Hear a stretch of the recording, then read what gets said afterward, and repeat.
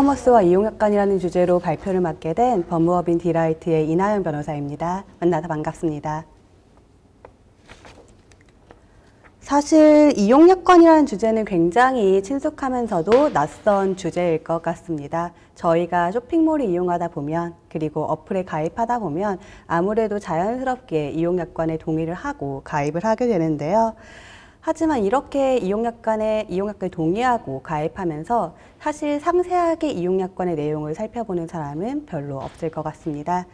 오늘은 이처럼 친숙하고도 낯선 온라인 커머스와 이용약관이라는 주제로 법률 웨비나를 진행해 보도록 하겠습니다. 우선 간단히 제 소개를 해드리도록 하겠습니다. 저는 현재 법무법인 디라이트에서 근무하고 있는 이나영 변호사라고 합니다. 주된 업무는 스타트업, 이커머스, ICT, 모빌리티, 기업 관련 업무를 진행을 하고 있고요. 예전에는 이랜드 그룹의 사내 변호사로 근무하였었습니다.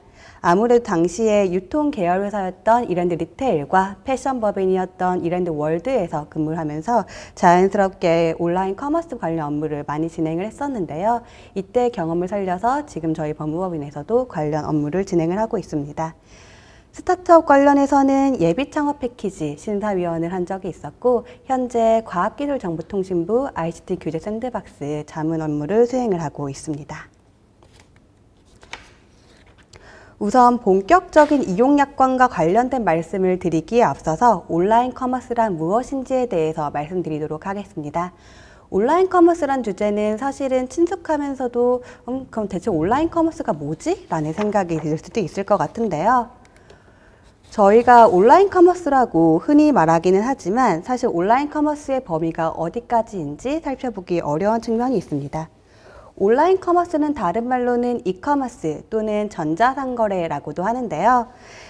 현재 법적으로 전자상거래라 함은 재화나 용역을 거래할 때 그 전부 또는 일부가 전자문서 등 전자적 방식으로 처리되는 전자거래 방식으로 상행위를 하는 것을 의미합니다. 말이 굉장히 어려운데요. 물론 구체적인 내용에 따라서 성격이 달라질 수는 있지만 결과적으로 상품이나 용역, 즉 서비스를 거래함에 있어서 오프라인이 아닌 온라인 방식으로 상행을 하는 것은 대부분 온라인 커머스에 해당할 수 있다라고 생각해 주시면 될 것 같아요. 거래 주체에 따라서 B2B, B2C, C2C, C2B, O2O 등으로 이제 구분될 수가 있는데요. B2B, B2C 같은 경우에는 굉장히 친숙한 용어일 거예요. 하지만 다른 부분들 같은 경우에는 낯설게 느껴지는 경우도 많을 것 같습니다. C2C의 경우에는 이제 컨슈머 투 컨슈머, 당근마켓 같은 경우를 이제 주로 말씀을 하게 되고요. 그 외에 C2B, 공동구매, 아니면 O2O 같이, O2O는 이제 에어비앤비, 배달민족처럼 오프라인에서 온라인으로 거래가 이루어지는 것을 의미합니다. 주로 스타트업의 경우에는 B2C 형태로 거래가 이루어지는 경우가 많아요. 그래서 오늘 주제 역시도 주로 이제 B2C라는 부분에 좀 초점을 맞추어서 말씀을 드리려고 합니다. B2C의 경우에는 다음처럼 스마트 스토어, 오픈마켓, 소셜 커머스, 종합물, 자사물 등으로 이루어지게 되는데요. 스마트 스토어는 이제 다 알고 계실 거예요. 이제 대표적으로 N사가 스마트 스토어를 진행을 하고 있고요. 오픈마켓의 경우에는 지마켓이나 옥션 같은 것을 흔히 의미합니다. 이외에 쿠팡, 티몬, 위메프 같은 경우를 소셜 커머스라고 말을 하고요. 신세계몰이라던가 이랜드몰처럼 오프라인 유통 플랫폼과 온라인몰이 합쳐진 형태를 종합몰이라고 말합니다. 자사몰의 경우에는 아무래도 본인들의 브랜드 상품을 파는 그런 몰들을 저희가 자사몰이라고 많이 얘기를 하는데요. 현재는 사실 이렇게 뚜렷하게 구분하기 어려운 측면이 있어요. 소셜 커머스에서 종합몰의 역할을 수행하기도 하고 굉장히 다양한 형태의 커머스가 존재하고 있습니다. 온라인 커머스에서 주로 문제가 되는 것이 사업자가 하는 역할이 직접 판매하는 통신판매업자인지 아니면 판매를 중개하는 통신판매 중개업자인지가 문제가 됩니다. 통신판매업자와 통신판매 중개자는 그 성격 및 구체적인 권리, 의무, 책임이라는 측면에서 상호 구분되는 부분이 있는데요. 신고 의무에서도 좀 차이가 있습니다. 상세한 내용은 전자상거래법 규정에 따라서 좀 달라지겠는데요. 우선 간략하게 사업자분께서 내가 통신판매자일까, 통신판매 중개자일까를 판단할 수 있는 기준에 대해서 설명드리도록 하겠습니다. 간단하게는 통신판매업자는 일반적으로 소비자에게 직접 판매한 제품에 대한 책임을 부담을 하게 됩니다. 때문에 반면에 통신판매 중개자의 경우에는 어디까지나 중개자이기 때문에 판매한 상품에 대한 책임을 부담하지 않습니다. 다만 그럼 나는 통신판매 중개자니까 내가 운영하는 온라인 커머스에서 뭐가 팔려도 신경 안 쓸 거야 라고 할 수 있느냐? 그거는 당연히 아닌데요. 관련 내용이 약관에 반영되어야 됩니다. 다시 말해서 나는 통신판매 중개자이고 때문에 물품을 판매함에 있어서는 책임을 지지 않는다 라는 취지의 내용이 포함되어 있어야 돼요. 이외에도 통신판매 중개자로 인정되기 위해서는 전자상거래법상 여러 가지 요건을 갖출 필요가 있습니다. 때문에 이용약관을 작성하시면서 내가 하고자 하는 온라인 커머스의 형태가 통신판매자인지 통신판매 중개자인지를 파악하시는 것이 필요합니다. 우선 금일 발표 자료에서는 통신판매업자와 통신판매 중개자의 예시를 드러놨어요. 하지만 사실 지금 온라인 커머스의 경우에는 두 가지 형태를 모두 하는 경우가 많아요. 즉 통신판매자이지만 통신판매 중개업도 같이 하시는 경우들이 있는데요. 이와 같은 경우에는 약관에 어떻게 규정하냐에 따라서 그리고 상품 판매에 대해서 어떤 형식으로 상품을 판매하냐에 따라서 권리 의무나 책임 범위가 달라질 수 있기 때문에 이 부분 역시 사전에 사업을 구성함에 있어서 어떻게 세팅하실지를 명확히 하시는 것이 좋습니다.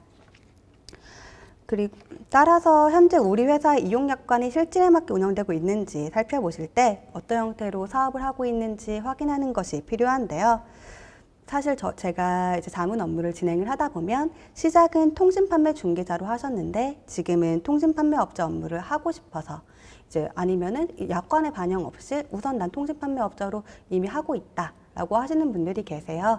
이렇게 사후적으로 검토를 하게 되는 경우엔 아무래도 사업자분께서 리스크가 있기 때문에 이러한 부분에 대해서는 미리 사전에 사업 세팅 단계에서부터 지금 약관에 적절하게 내용이 반영되어 있는지 살펴보시는 것이 필요합니다.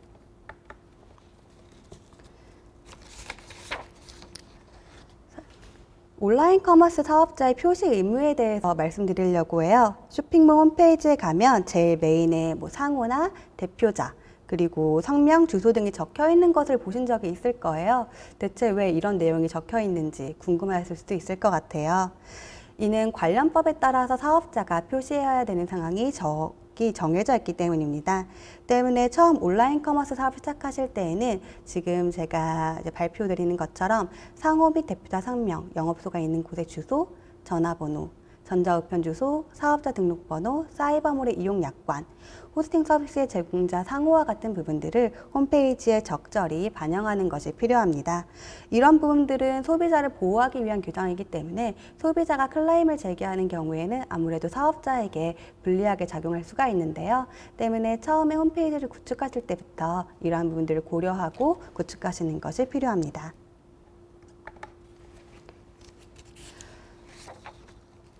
그리고 사실 온라인 커머스의 경우에는 아무래도 서비스 이용 과정에서 이용자의 개인정보가 제공되는 경우들이 많아요. 연락처라던가 주소 등의 개인정보가 자연스럽게 사업자에게 제공하게 되는데요. 그래서 비록 이용약관과 직접적으로 관련된 부분은 아니지만 개인정보 보호 관련된 분쟁이 많이 발생을 하게 됩니다. 그래서 오늘 간략하게나마 개인정보 보호와 관련된 내용도 언급드리려고 해요. 통상 이용약관과 개인정보 처리 방침은 실무적으로 한 세트로 이제 저희가 검토를 하게 되는 경우 혹은 검토 또는 작성을 하게 되는 경우가 많습니다. 사업자는 개인정보 처리 방침을 정해서 홈페이지에 게재하여야 돼요. 이와 관련해서는 사업자가 개인정보를 제3자에게 제공하는지 혹은 본인이 처리해야 할 개인정보 처리 업무를 타인에게 전문기관에게 위탁하는지에 대해서 살펴볼 필요가 있습니다. 그리고 현재 회사의 개인정보 파괴 절차는 어떻게 되는지, 개인정보 보호와 관련해서 우리 회사의 개인정보 보호 책임자는 누구인지 역시도 함께 살펴보시는 걸 좋은데요. 검토를 하다 보면은 어떠한 경우가 발생하냐면 다른 회사의 개인정보 처리 방침을 그대로 가져오시는 경우가 있어요. 그럼 그 개인정보 처리 방침에는 어떤 내용이 포함되느냐? 그 다른 회사의 개인정보 보호 책임자의 성명, 연락처가 포함되기도 하고, 또 한편으로는 지금 우리 회사에서는 개인정보를 제3자에게 제공하지 않는다. 우리 회사에서는 개인정보 처리 업무를 제3자에게 위탁하지 않는다.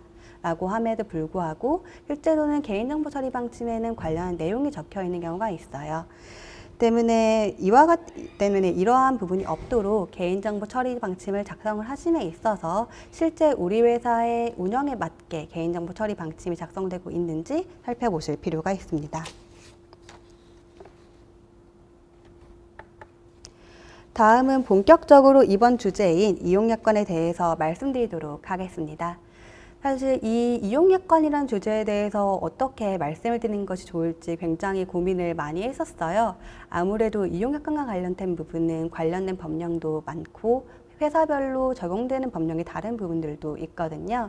이 부분에 대해서 어디까지 검토를 해야지 사업자분들께서 이 법률 웨비나를 시청해 주시는 분들께 실효적으로 도움이 될지 많이 고민을 했었습니다. 조항 하나하나와 관련된 분쟁으로도 깊게 살펴볼 수가 있어서 이 조항 하나하나와 관련된 분쟁 사례들을 소개해 드릴까도 고민을 해봤었는데요. 이번에 이 웨비나에 함께 하시는 참여자분들 대부분이 이제 사업을 시작하는 스타트업 멤버들인 것으로 알고 있어 가장 시급하고 사업을 진행하심에 있어서 가장 첫 단추라고 할 수 있는 이용약관을 그럼 대체 어떻게 작성해야 되는가 라는 주제를 바탕으로 말씀을 드리도록 하겠습니다. 금일 웨비나에서는 이용약관의 의미와 이용약관을 작성하시기 전에 사업자분께서 체크하시면 좋은 사항들을 간단히 살펴보고자 해요. 그리고 구체적으로는 공정거래위원회의 표준약관 내용을 살펴보면서 각 조항이 어떤 의미를 갖고 있는지, 표준약관의 각 조항이 어떤 의미를 갖고 있는지 살펴보면서 동시에 그럼 이 약관의 내용을 우리 회사는 어떻게 반영을 해야 될지라는 이런 수정 가이드라는 측면에서 살펴보도록 하겠습니다. 우선 이용약관이라는 게 대체 무엇일까요? 사실 이용약관을 저희가 자주 접함에도 불구하고 그 이용약관의 성격이 무엇인지에 대해서 명확히 답할 수 있는 분은 적을 것 같아요. 약관이라 함은 법상으로 그 명칭이나 형태 또는 범위에 상관없이 계약의 한쪽 당사자가 여러 명의 상대방과 계약을 체결하기 위하여 일정한 형식으로 미리 마련한 계약의 내용을 의미합니다. 다시 말해서 쇼핑몰 이용자들과 사업자가 개별적인 계약을 체결하고자 한다면 아무래도 굉장히 번거롭지 않겠습니까? 때문에 이용약관이라는 형태로 이런 개별적인 계약을 대신을 하게 되는데요. 그래서 결국 개별적인 계약을 대신해서 동일한 형식으로 미리 만든 것이 약관이다 라고 생각해 주시면 쉬울 것 같아요. 이와 같은 이용약관은 결국 당사자와의 개별 계약의 성격을 갖고 있기 때문에 분쟁이 있는 경우 그 분쟁 해결의 기준이 되게 됩니다. 회사별로는 서비스별로 별도로 계약 내용을 정하고 동의를 받아서 서비스 이용 약관을 정하기도 해요.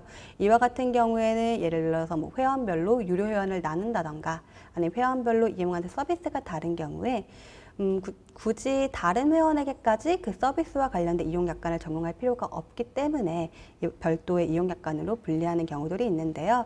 이 부분 역시도 사업자분들께서 우리 회사의 경우에는 기존 이용약관과 별도로 서비스와 관련된 별도의 권리 의무를 규정하고 싶다라고 한다면 그를 반영하여서 서비스별 별도 이용약관을 작성하시는 것도 좋습니다. 관련법으로는 제가 앞서서 계속 말씀드렸던 전자상거래법과 개인정보보호법 외에도 위치정보법, 약관법, 정보통신망법, 소비자기본법 등이 적용되게 됩니다. 때문에 약관을 작성하실 때에는 관련 법령이 준수되고 있는지 살펴보시는 것이 좋은데요. 예를 들어서 위치 기반 서비스를 운영하고 계시는 위치정보 사업자 또는 위치 기반 서비스 사업자에 해당하는 경우에는 위치정보법에 따라서 위치정보 수집, 이용, 제공에 관한 이용약관을 제공할 필요가 있습니다. 때문에 사업자가 제공하는 서비스가 무엇인지 파악하여 어떤 약관이 필요한지에 대해서 살펴보는 것이 좋습니다.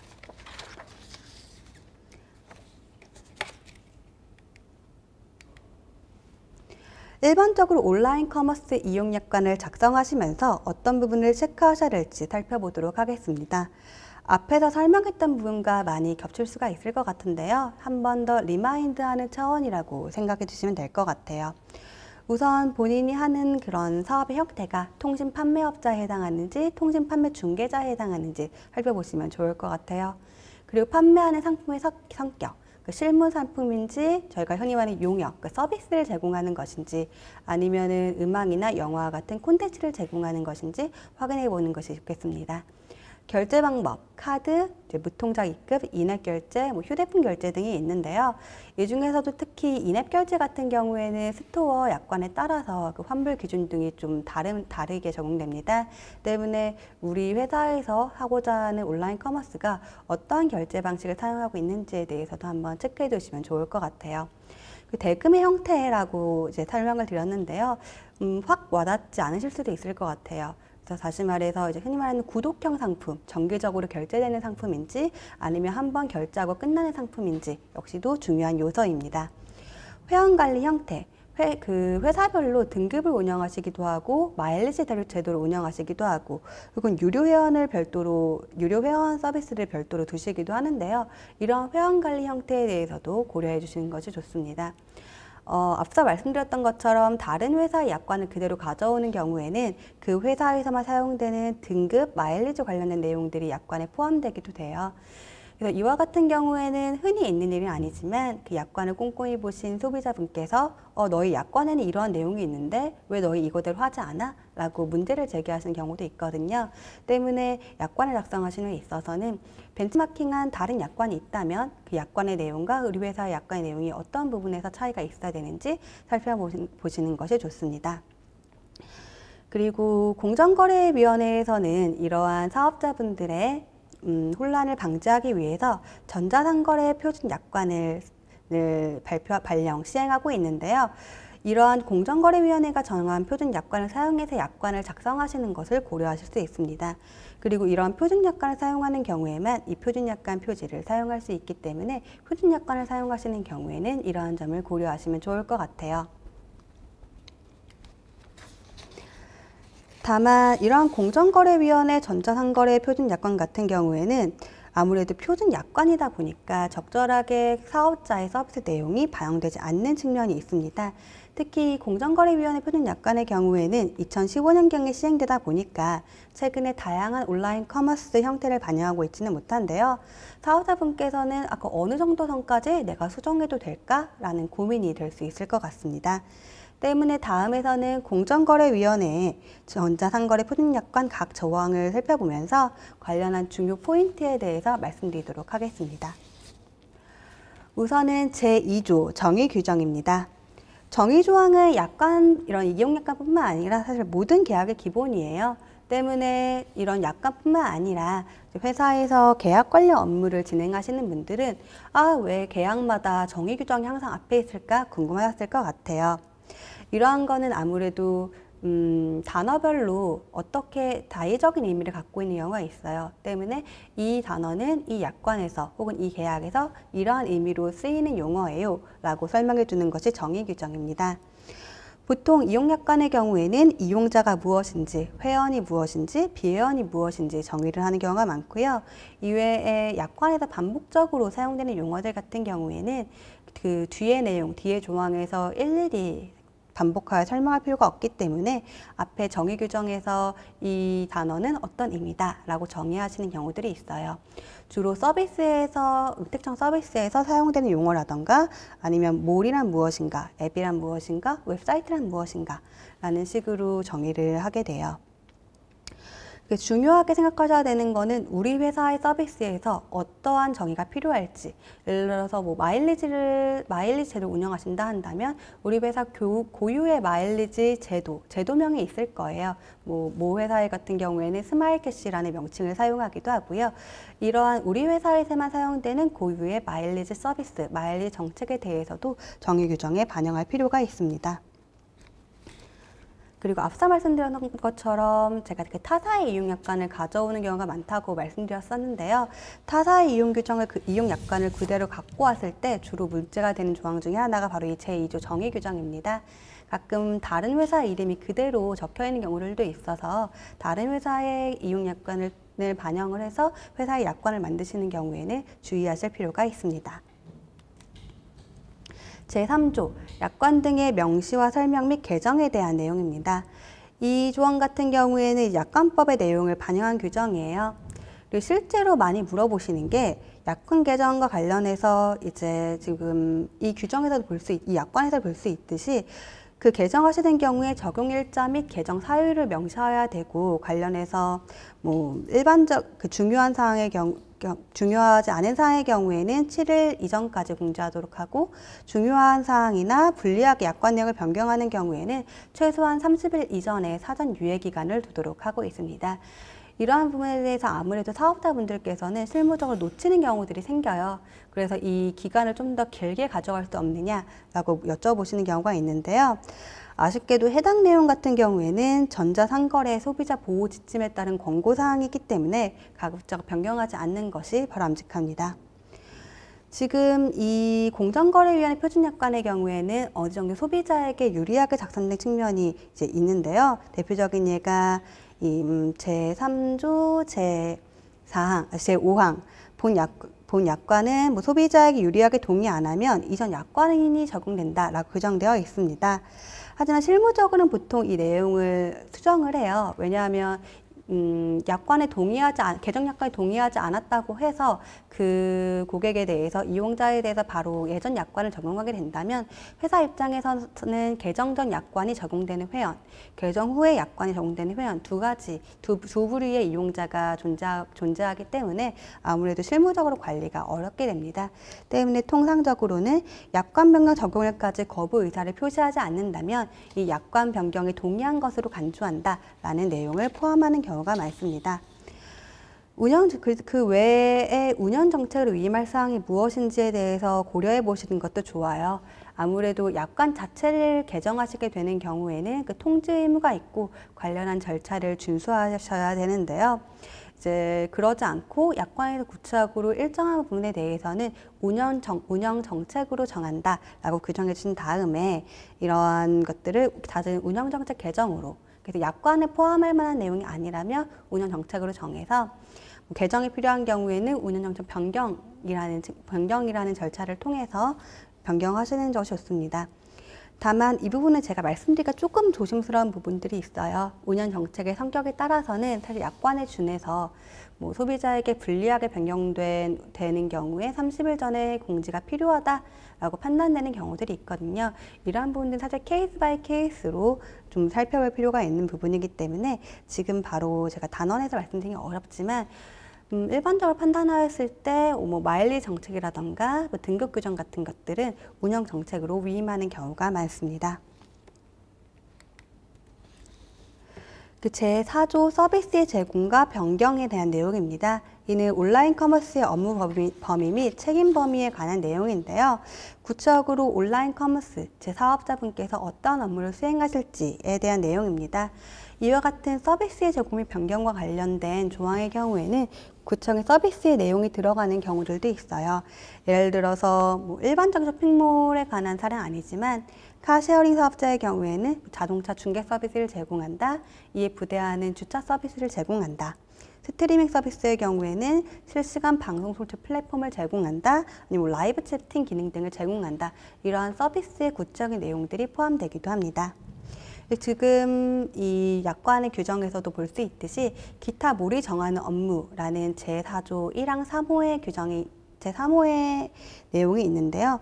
이처럼 보통은 제일 마지막 항 혹은 제일 마지막 호 정도에 포괄적으로 그 온라인 커머스 사업자가 수행하셔야 될 업무를 정해놓는 경우가 많아요.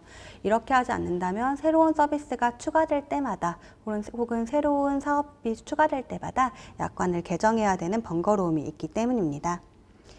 그리고 서비스 내용이 변경되는 경우에 이용자와 분쟁이 발생할 수가 있는데요. 이러한 분쟁을 줄이기 위한 관련 근거를 추가한다라는 관점에서 제4조 3항의 규정이 추가되었습니다.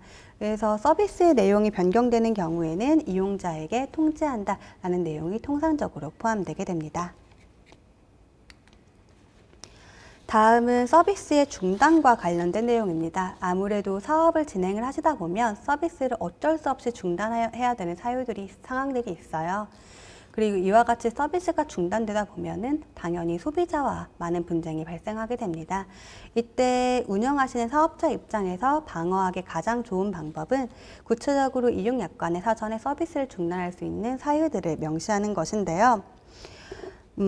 예를 들어서 지금 여기에는 뭐 컴퓨터 등 정보통신 설비의 보수 점검, 교체 및 고장, 통신의 두절 등의 사유를 규정을 하고 있는데, 이외에 최근에는 코로나 등을 고려해서 전염병 등을 추가하시는 경우도 있고요. 서비스가 양도되거나 분할되는 경우에는 서비스를 제공할 수 없다라는 내용을 추가하시기도 합니다. 그리고 분쟁에 대비해서 보상 기준을 두시는 경우들도 있어요. 이러한 경우에는 소비자가 서비스 중단으로 인해서 손해를 입었다라고 주장하시는 경우에 회사 입장에서 그에 대한 보상, 근거로 사용할 수 있는 조항이기 때문에 이 역시도 구체적으로 상세하게 명시하는 것이 좋습니다. 그 다음에 제6조는 회원 가입에 대한 사항입니다. 이런 회원가입 방식은 사실 회사마다 상당히 달라요. 그래서 표준약관이나 타사 사례를 그대로 넣는 것보다는 실제에 맞게 기재하는 것이 중요합니다. 그리고 지금 여기에도 명시되어 있는 것처럼 회원가입을 거부할 수 있는 기준들을 이 이용약관에 넣어두는 것이 필요해요. 사실 회원분에 따라서는 이 가입을 받아주는 것이 회사 입장에서 큰 리스크가 되는 경우들도 있기 때문인데요. 예를 들어서 카쉐어링 서비스 같은 경우에는 통상 연령이나 그 카쉐어링 서비스를 이용할 수 있는 자격 요건을 추가하기도 합니다. 그리고 사업자별로는 만 14세 미만 회원에 대해서는 가입 불가하다라는 내용을 포함하기도 하고요. 이런 경우에는 관련한 내용이 이용약관에 명시될 필요가 있습니다. 예를 들어서 14세 미만이자 하는 이용계약 체결, 즉 회원가입이 불가능하다라던가, 아니면 우리 회사는 14세 미만도 회원으로 받아들이고 싶어요 라고 한다면 14세 미만인 자와의 이용계약 체결 시에는 법정 대리인의 동의 등 그런 관련된 절차가 이러이러한 것이 필요합니다 라는 내용을 이용약관에 반영하는 것이 필요합니다. 그 외에도 뭐 회원 승낙을 유보할 수 있는 기준, 즉 회사 입장에서 이 회원이 우리 회사에 회원 가입할 수 있는 자격 요건을 갖추고 있는 사람인지 적절한 사람인지 판단할 수 있는 그 승낙 유보 기준을 마련해 두는 경우들도 있고요. 이외에 보상 기준 등을 명시하는 경우도 있습니다. 제7조는 회원 탈퇴 및 자격 상실에 대한 내용입니다. 회원 탈퇴와 관련해서 탈퇴 방법 및 탈퇴 처리 기간 등도 약관에 명시하면 업무 처리 기준이 될 수도 있습니다.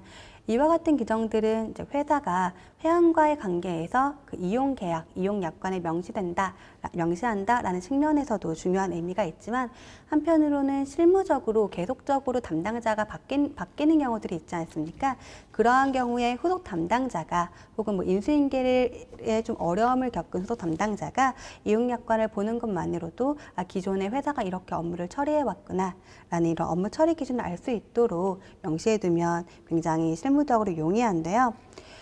지금 제7조 이 규정에 적용이 될 수 있던 규정이 되어 있는 것처럼 회사에서 일방적으로 탈퇴 처리해야 되는 경우를 기재할 필요가 있습니다.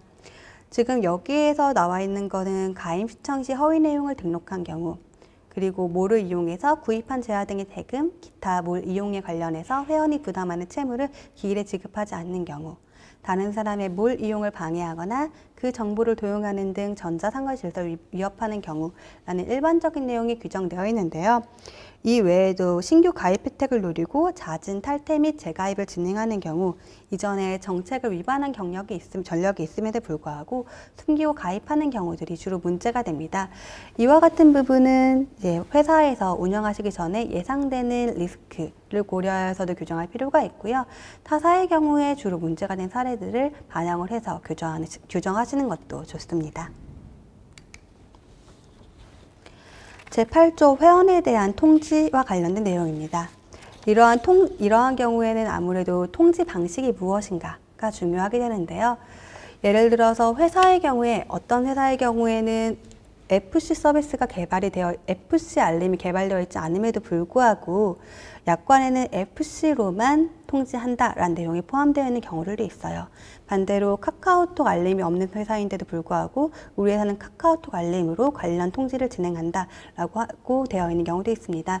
이러한 경우 소비자 입장에서는 너희 우리한테 고지한 내용으로 통지 안 했잖아. 나 너희 통지를 받지 못했어. 라고 주장하실 수 있는, 즉 분쟁을 제기할 수 있는 여지가 있는데요. 때문에 우리 회사의 통지 방식이 무엇이 있는지, 시스템이 개발되어 있는지 확인하시고 진행하는 것이 좋습니다. 그리고 통지와 관련해서는 개별 통지가 필요한 사항과 혹은 개별 통지가 필요 없는 사항들이 있는데요. 개별 통지가 필요한 사항은 불리하거나 중요한 약관의 개정, 영은 영도로 인한 개인정보 이전 등입니다. 때문에 이러한 통지를 함에 있어서 우리가 회사 공지만으로도 가름할 수 있는지 아니면 개별적으로 통지해야 되는 사항인지에 대해서 실무적으로 확인하는 것이 좋을 것 같아요.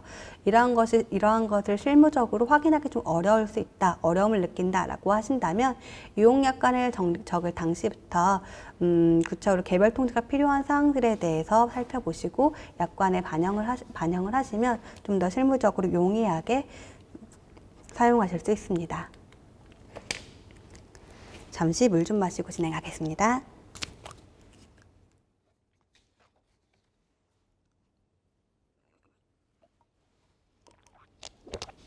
제9조의 내용은 구매 신청 및 개인정보 제공 동의와 관련된 내용입니다. 이 내용은 결국 이용자가 어떻게 구매하는지와 관련된 내용인데요. 온라인 커머스를 기준으로 작성된 표준약관이다 보니까 일반적인 상품 구매를 기준으로 작성되어 있어요. 그래서 혹시 지금 법률 웨비나를 신청하고 계신 분들 중에서 우리는 사실은 온라인 커머스가 아닌데 라고 생각하시는 분들의 경우에는 공정거래위원회에서 이 표준약관 외에도 다양한 사업 관련 표준약관을 제시하고 있기 때문에 지금 우리 서비스에 맞는 표준약관이 무엇인지 살펴보고 해당 표준약관을 기준으로 어떻게 구매와 관련된 내용들이 규정되어 있는지 살펴보시면 참고하시기 좋을 것 같습니다. 우선 이 제9조에서도 알 수 있듯이 개인정보를 제3자에게 제공하는 경우에는 별도 동의를 받아야 돼요. 이러한 부분은 이용약관에 포함되어 있더라도 별도의 개인정보 처리 방침에 반영이 되어야 하고 제3자 제공에 대한 동의도 별도로 받아야 하므로 유의하시면 좋을 것 같습니다. 개인정보 위탁에 관한 사항 역시도 이용약관에 포함이 되어 있다 하더라도 별도의 개인정보 처리 방침에 함께 포함되어야 됩니다. 이 구매 신청 및 개인정보 제공 동의에 관련해서 이제 중요한 부분은 실제 구매 절차, 거래 방법이 약관에 반영되어야 하기 때문에 결제 방법에 따라 환불 기간 등의 차이가 발생할 수 있으므로 어떤 식으로 결제할 것인지에 대해서 함께 고려하시는 것이 좋습니다. 우선 간략하게 그동안 올려주신 Q&A 내용 중 일부를 말씀드리도록 하겠습니다. 네, 첫 번째 설명은 웹 애플리케이션 서비스를 위한 표준약관도 있나요? 라는 질문인데요. 네, 있습니다. 그 웹 애플리케이션별로 애플리케이션 표준약관도 공정거래위원회 홈페이지에 가시면 있고요. 다만 이제 웹 애플리케이션이라고 하더라도 어떤 사업이냐, 어떤 서비스냐에 따라서 사용하시기 좋은 표준약관이 다를 수가 있어요. 이 부분에 대해서는 한번 그 표준약관을 모아놓은 공정거래위원회 홈페이지를 살펴보시면서 우리 서비스는 이런 서비스니까 이 표준약관 사용하는 것이 좋겠다라고 살펴보시면 좋으실 것 같아요. 네, 이용약관에 개인정보 취급 사항까지 다 넣어도 상관없을까요? 네, 앞서 말씀드렸던 것처럼 개인정보와 관련된 내용이 기본적으로 이용약관에 포함이 되는데요. 하지만 이용약관에만 포함하면 되는 것은 아니고 개인정보 보호, 개인정보 처리 방침, 다른 말로는 개인정보 취급 방침이라고도 하는데 이러한 별도의 처리 방침에 관련 내용을 포함할 필요가 있습니다. 또한 앞서서 제가 좀 너무 빠르게 지나가서 빠르게 말씀을 드리다 보니까 또박또박 말씀을 못 드렸던 것 같은데 이외에도 만약에 위치 정보를 수집하시는 사업자의 경우에는 위치 기반 서비스 이용약관을 별도로 마련하실 필요가 있습니다. 이 개인정보 보호와 관련된 내용은 개인정보 보호 처리 방침, 다른 말로 개인정보 보호 취급 방침에도 포함을 하셔야 되고 별도의 수집 비용 동의, 제3자 제공이 있는 경우에 제3자 제공 동의 등의 절차를 거치셔야 되기 때문에 관련한 규정을 정비하시고 관련한 절차를 마련하심에 있어서는 관련 법령상 준수사항을 모두 이행하고 있는지 살펴보는 것이 필요합니다.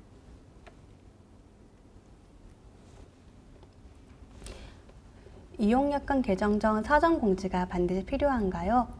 그리고 오타 등 사소한 것들을 수정하게 되더라도 그때그때 공지해야 하는지도 궁금합니다.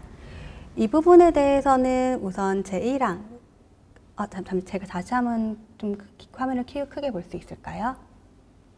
네. 이용약관을 개정하는 경우에는 원칙적으로는 사전에 공지하도록, 사전에 공지하는 것이 권고사항인데요. 왜냐하면 이렇게 약관을 개정을 하시다 보면 아무래도 굉장히 중요한 부분임에도 불구하고 사업자분께서 일방적으로 약관을 개정하시는 경우들이 생기게 돼요. 그렇게 되면 소비자에게 불측의 손해가 발생하고 있기 때문에 이러한 사전 공지 없이 이용약관을 개정하는 경우에는 해당 개정 자체가 무효가 될 소지가 있습니다. 때문에 사전 공지는 반드시 하는 것이 좋고요. 오타 등 사소한 것들을 수정하게 되더라도 그때그때 공지해야 하는지도 궁금합니다. 라고 말씀 주셨는데, 사실 이 부분은 실무적으로는 좀 명확하지 않은 부분들은 있어요. 그래서 사실 안전하게는 단순 오타를 수정하시는 경우에는 개정하지 않고 그대로 놔두는 경우들이 많습니다. 다만 오타 등 사소한 것이라고 말씀 주셨는데, 가끔 하시다 보면은 오타의 범주를 볼 수 없는, 그래서 약관의 개정에 가까운 내용들이 있어요. 그러니까 단어 하나만 바꿨을 뿐인데 해당 약관의 내용 자체가 달라지는 경우들이 있거든요. 예를 들어서 안 된다고 했는데 안을 빼고 된다 라고 한다면 아예 약관의 내용이 달라지지 않겠습니까? 그래서 이러한 개정사항에 해당하는지 안 해당하는지에 대해서는 사실 케이스 바이 케이스로 검토를 좀 진행을 하시는 것이 회사 입장에서도 훨씬 안전하실 것 같아요.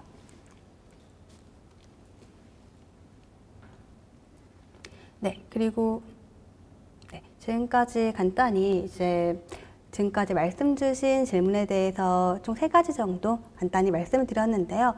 이외에도 올려주시는 Q&A에 대해서는 제가 다음번 강의 때 Q&A 세션 시간을 가져보려고 해요. 그래서 Q&A 세션 시간을 갖고 궁금하신 사항들에 대해서는 좀 더 시간을 갖고 천천히 다양하게 살펴보면서 말씀드릴 수 있도록 하겠습니다. 아무래도 굉장히 좀 지루할 수도 있는 강의였는데 함께 해주셔서 정말 감사드리고요. 지금 말씀드렸던 내용이 사실 이용약관이다라는 포괄적인 주제로 말씀드리다 보니까 제가 많은 부분을 다양하게 말씀드릴 수 있었는지 좀 고민이 되기도 해요. 이러한 부분에 대해서는 저희 법무법인이나 제 연락처로 연락을 주시면은 제가 답변을 드릴 수 있으니까 편히 말씀 부탁드립니다. 지금까지 경청해 주셔서 정말 감사합니다. 좋은 오후 보내세요.